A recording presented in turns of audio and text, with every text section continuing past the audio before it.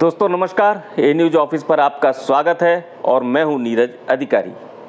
आज हम बात करेंगे बॉलीवुड से राजनीति में आई दो अभिनेत्रियों की, जिनमें से एक विदा ले रही हैं तो दूसरी अपनी पहली पारी के आगाज में धमाके कर रही हैं। मैं बात करूंगा चंडीगढ़ लोकसभा सीट पर भाजपा उम्मीदवार के चेहरे में बदलाव की, चंडीगढ़ से सांसद रही किरण खेर की और उनके कार्यकाल की, जो यहां भाजपा को एंटी इनकम्बेंसी के खतरे का मुकाबला करने की चुनौती दे गया है। उधर हिमाचल में चुनाव लड़ रही कंगना रनौत की चुनावी जंग ने जबरदस्त टर्न ले लिया है। बोल बिगड़ने लगे हैं और नेता बिफरने लगे हैं। मैं बातचीत को आगे बढ़ाऊं उससे पहले यही एक निवेदन कि यदि आपने अभी हमारे चैनल को सब्सक्राइब नहीं किया है तो सब्सक्राइब करके स्वस्थ पत्रकारिता को अपना समर्थन जरूर दें। साथ ही बेल आइकन भी दबा दें ताकि हमारे वीडियो की नोटिफिकेशन आपको मिलते रहें। तो आज चंडीगढ़ से पहले आपको लिए चलता हूं हिमाचल प्रदेश के चुनावी माहौल में, जहां बॉलीवुड अभिनेत्री कंगना रनौत मंडी लोकसभा सीट पर भाजपा की तरफ से चुनाव लड़ रही हैं। मंडी हिमाचल प्रदेश के 4 लोकसभा निर्वाचन क्षेत्रों में से एक है। जनसंख्या के लिहाज से शिमला के बाद ये राज्य का दूसरा सबसे बड़ा जिला है। एक पर्यटन स्थल के रूप में मंडी वाराणसी ऑफ हिल्स या छोटी काशी या हिमाचल की काशी के रूप में भी जाना जाता है। इस बार मंडी लोकसभा सीट पर भाजपा ने कंगना रनौत को उम्मीदवार बनाया है, तो कांग्रेस चाहती है कि पूर्व मुख्यमंत्री स्वर्गीय वीरभद्र सिंह के बेटे और हिमाचल की मौजूदा सरकार में मंत्री विक्रमादित्य सिंह मंडी से लोकसभा चुनाव लड़ने की हामी भर दें। हालांकि विक्रमादित्य सिंह भी चुनाव लड़ने का जोश भर रहे हैं। उनकी मां प्रतिभा सिंह ने पिछला चुनाव मंडी से ही जीता था। पिछले कुछ दिनों से अपने तेवरों से विक्रमादित्य सिंह ने कंगना रनौत की मुश्किलें भी बढ़ा रखी हैं। मंडी में वीरभद्र सिंह के परिवार की पकड़ काफ़ी मजबूत मानी जाती है। यही कारण है कि कंगना रनौत नाम लिए बिना विक्रमादित्य सिंह पर लगातार हमला बोल रही हैं। तो आज विक्रमादित्य सिंह ने भी अपने अंदाज में उन्हें जवाब दे दिया है। पहले मैं आपको कंगना रनौत का वो वीडियो दिखा देता हूं जो उन्होंने खुद जारी किया है। इसमें वो जो बातें कह रही हैं वो उन्होंने मंडी लोकसभा क्षेत्र की एक जनसभा में कही। जैसे मेरी बहन धनेश्वरी जी ने कहा कि एक बड़ा पप्पू है दिल्ली में, लेकिन हमारे यहाँ पे भी एक छोटा पप्पू है। वो कहता है कि मैं गौ मांस खाती हूँ और उसके पास एक वीडियो है, तो वो वीडियो दिखाता क्यों नहीं है?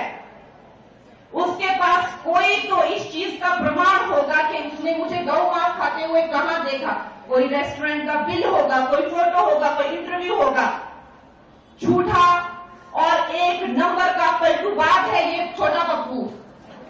लेकिन आप इससे उम्मीद ही क्या कर सकते जब इसका सीनियर बड़ा पप्पू कहता है कि हमें शक्ति का विनाश कर देना है, जो भी हिंदू धर्म की जो शक्ति है, देवी शक्ति जो है उसका विनाश कर देंगे। तो जब बड़ा पप्पू ऐसे बातें करता है तो छोटे पप्पू से क्या उम्मीद की जा सकती है? कंगना की इन बातों पर विक्रमादित्य ने भी पलटवार करते हुए एक वीडियो जारी किया। इसे भी आप सुन लीजिए। नमस्कार साथियों, आज भारतीय जनता पार्टी की जो मंडी से प्रत्याशी है, हमारी बड़ी बहन जिनका हम बहुत मान सम्मान करते हैं, कंगना रनौत जी, आज मनाली में थी और एक कार्यक्रम में जिस तरीके की भाषा शैली का प्रयोग उन्होंने किया है, शब्दावली का प्रयोग उन्होंने किया है, खास करके हमारे लिए, कांग्रेस पार्टी के लिए, हिमाचल प्रदेश के लिए, उसके लिए मैं उनको कोटि कोटि उनका नमन करता हूं। आज तक इस तरीके की भाषा शैली का प्रयोग हिमाचल जैसी पवित्र देवभूमि में नहीं हुआ होगा। खैर, मैं ये कहना चाहता हूं कि वो जिस मनाली के मंच पर थी, अगर उन्होंने इस शब्दावली के बजाय अगर मनाली के मुद्दों की बात करी होती। आपको याद है कि कुछ ही दिनों पहले, कुछ ही महीनों पहले सदी की सबसे बड़ी आपदा मनाली में आई, हिमाचल में आई, मंडी में आई, और आप कहती हैं कि मेरा घर मनाली के अंदर है, मैं मनाली वासी हूं। मगर क्या आप आपदा के समय में एक दिन भी मनाली में गई? हम आपदा के समय में, चाहे आपका आलू ग्राउंड है, वहां पे उपस्थित रहे। पतली कुल का ब्रिज हमारी सरकार द्वारा रिकॉर्ड जो है 48 घंटे में उसको हमने मौके पर जाकर ग्राउंड जीरो पे जाके उसको रिस्टोर करवाया। लेफ्ट बैंक जो पूरी तरीके से क्षतिग्रस्त हो गया था, वहां पर जाकर हमने उसको रिस्टोर करने का कार्य किया। हम दिल्ली में जाकर केंद्रीय मंत्रियों से मिले, नितिन गडकरी जी को हम हिमाचल में लेकर आए, मनाली लेकर आए और मनाली में उनको हमने जो है ग्राउंड जीरो की स्थिति से अवगत करवाया। मुख्यमंत्री जी ने उनको अवगत करवाया। इसलिए अगर आप इन तथ्यों के ऊपर बात करें तो अच्छा होगा। हम आपका बहुत मान सम्मान करते हैं, मगर मैं आपको ये कह देना चाहता हूं कि हिमाचल को की जनता को कोई लेना देना नहीं है कि आप क्या खाती हैं और क्या मुंबई में पीती हैं। ये हिमाचल के मुद्दे नहीं है। मेरा आपसे निवेदन रहेगा, since you are the candidate of Mandi parliament constituency from Bharatiya Janata Party, please talk on issues. आपका क्या विजन है? आप क्या हिमाचल प्रदेश के लिए, मंडी संसदीय क्षेत्र के लिए करना चाहती है? क्या आपने आपदा के समय में किया? क्या भूमिका आपकी आने वाले समय में रहेगी? कितना सहयोग आपने पूर्व में दिया? इन सब चीजों के ऊपर बात करें। ये बिना मतलब की बातें जिनका प्रदेश के लोगों के साथ कोई सरोकार नहीं है, इस तरीकों की बात कर आप जनता का समय जो है वो व्यर्थ कर रही हैं। इसलिए मेरा आपसे ये निवेदन रहेगा, और खास करके प्रभु राम से, जिनका विशेष आशीर्वाद हम 22 जनवरी को अयोध्या में लेकर आए हैं, उनसे ये मेरी प्रार्थना रहेगी कि आपको सद्बुद्धि दे और सही मुद्दे जो हिमाचल सेंट्रिक इश्यूज है, उस क्षेत्र के लोगों के मुद्दे हैं, कुल्लू के, मनाली के, भुंतर के, बंजार के, सैंज के, सरकाघाट के और बल के, मंडी सदर के, रामपुर के, उन इश्यूज को आप उठाएं और हम भी उनको, कांग्रेस पार्टी भी उनको आने वाले समय में उठाएगी। And let's have a focused debate on the developmental trajectory of Himachal Pradesh. और ये बिना मतलब की बातें, खाना पीना क्या है, इसके बारे में फोकस ना रखें। ये हिमाचल प्रदेश की भविष्य के लिए अच्छा रहेगा। आपको हमारी बहुत बहुत शुभकामनाएं। आप मंच पर इसी तरीके से जो है शब्दावली का प्रयोग करते रहें। आपको हमारी बहुत बहुत शुभकामनाएं। जय हिंद, जय हिमाचल, जय श्री राम। तो हिमाचल में चुनावी जंग किस स्तर की तरफ बढ़ रही है, कंगना रनौत और विक्रमादित्य सिंह के इन बयानों से आप अंदाजा लगा सकते हैं। अब बात करते हैं चंडीगढ़ की। चंडीगढ़ लोकसभा सीट पर भाजपा ने कल उम्मीदवार की घोषणा करते हुए इस बार चेहरा बदल दिया है। 2014 की मोदी लहर में पार्टी की स्थानीय गुटबाजी के कारण भाजपा ने चंडीगढ़ लोकसभा सीट पर बॉलीवुड अभिनेत्री किरण खेर को उम्मीदवार बनाया था और वो चुनाव जीत गई थी। लेकिन 2019 का लोकसभा चुनाव आते आते किरण खेर चंडीगढ़ में खुद को लोकप्रिय नहीं बना पाई। सिर्फ प्रधानमंत्री नरेंद्र मोदी का नाम और मुकाबले में मजबूत विकल्प के अभाव ने उन्हें दोबारा सांसद चुनने के लिए चंडीगढ़ को मजबूर कर दिया। लेकिन इसके बाद आए कोरोना काल के दौरान सांसद किरण खेर का ग्राफ धड़ाम हो गया। चंडीगढ़ के लोगों को जब अपने बीच अपने सांसद की मौजूदगी की जरूरत थी तो किरण खेर खुद को अपने घर में ही कैद करके बैठी रहीं। सवाल उठे तो उन दिनों उन्होंने खुद ही एक वीडियो जारी करके कांग्रेस पर आरोप लगाया कि कांग्रेसी तो यही चाहते हैं कि मैं बाहर निकलूं और मर जाऊं, क्योंकि कांग्रेस वैसे तो उन्हें चंडीगढ़ लोकसभा सीट पर हरा नहीं पाती है। हालांकि किरण खेर के इस बयान की तब काफ़ी आलोचना भी हुई थी। बाद में किरण खेर कोरोना काल में ही चंडीगढ़ में अपने घर में गिरकर चोटिल हो गई थीं। उनके हाथ में फ्रैक्चर हो गया था। तब उन्हें एयरलिफ्ट कर मुंबई के अस्पताल ले जाया गया और फिर पूरे कोरोना काल में वो चंडीगढ़ नहीं आई। चंडीगढ़ के प्रति सांसद किरण खेर की बेरुखी का बड़ा उदाहरण भी इसी कोरोना काल में सामने आया था।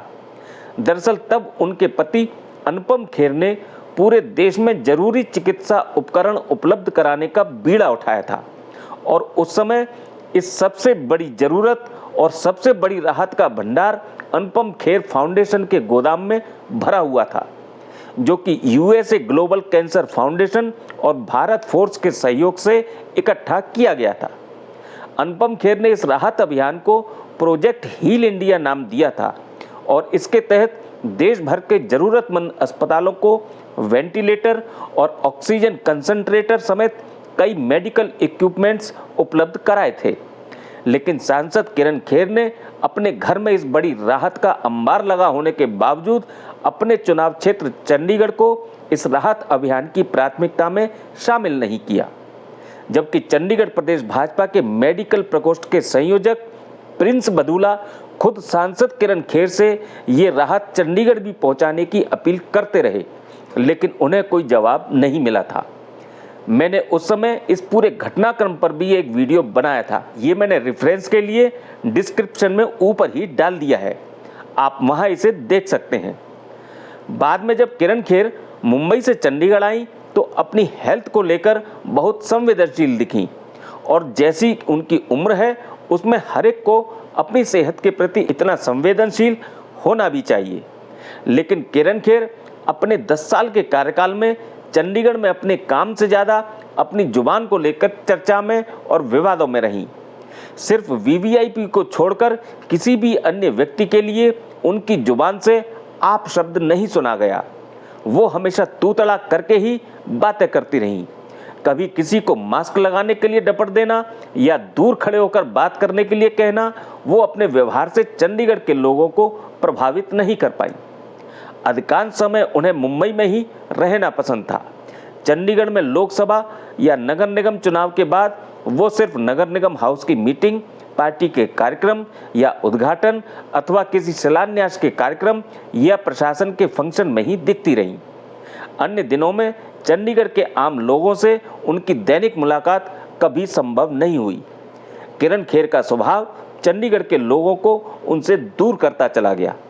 इसीलिए किरण खेर के पास भले ही अपनी उपलब्धियों की कोई लिस्ट हो, लेकिन लोगों को उनके काम से ज़्यादा उनका व्यवहार और उनके जुबानी विवाद याद हैं। एक कार्यक्रम के दौरान जब उनसे चंडीगढ़ की समस्याओं पर सवाल किए गए तो उनका ये कहना कि ये शहर मेरा नहीं है, लोगों को बहुत अखर गया। इसके बाद तो किरण खेर चंडीगढ़ के लोगों के मन से ही उतर गई, और कहीं ना कहीं इसका सीधा असर भाजपा पर पड़ा है। लोग किरण खेर से ज़्यादा भाजपा पर अपना गुस्सा जताते दिखे हैं, क्योंकि चंडीगढ़ की राजनीति में किरण खेर को उतारने की जिम्मेदार भाजपा है, और लोग किरण खेर के बजाय भाजपा को ही जिताते रहे थे। लेकिन 10 साल की सत्ता में चंडीगढ़ अब तक डड्डू माजरा के कूड़े के पहाड़ को भी देख रहा है, तो सत्ता का विरोध स्वाभाविक है। लोग इस बार लोकल कैंडिडेट मांग रहे हैं, तो जाहिर है कि पिछले 10 साल के सांसद से लोग खुश नहीं हैं, और सत्ता के खिलाफ ये गुस्सा ही एंटी इनकम्बेंसी कहलाता है।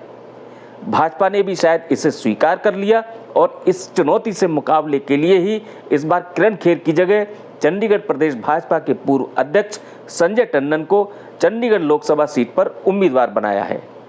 संजय टंडन की उम्मीदवारी की घोषणा के बाद चंडीगढ़ के भाजपा प्रभारी विजय रूपाणी ने भी साफ कहा कि भाजपा कार्यकर्ता चाहते थे कि इस बार चंडीगढ़ के नेता को ही कैंडिडेट बनाया जाए, और पार्टी हाईकमान ने कार्यकर्ताओं की इस भावना को समझकर टिकट का फैसला किया। यानी भाजपा नेताओं ने भी अब ये मान लिया है कि किरण खेर चंडीगढ़ की नेता नहीं थी। ऐसे में अब यदि कांग्रेस से भी लोकल कैंडिडेट भाजपा के सामने आया तो 15 साल बाद स्थानीय प्रतिद्वंदी आमने सामने होंगे, और चंडीगढ़ सीट पर मुकाबला बड़ा दिलचस्प होगा। इस पर आप भी नज़र रखिए, और हर दिन का अपडेट मैं आपको दूंगा। मुझसे जुड़े रहने के लिए आपका बहुत बहुत धन्यवाद।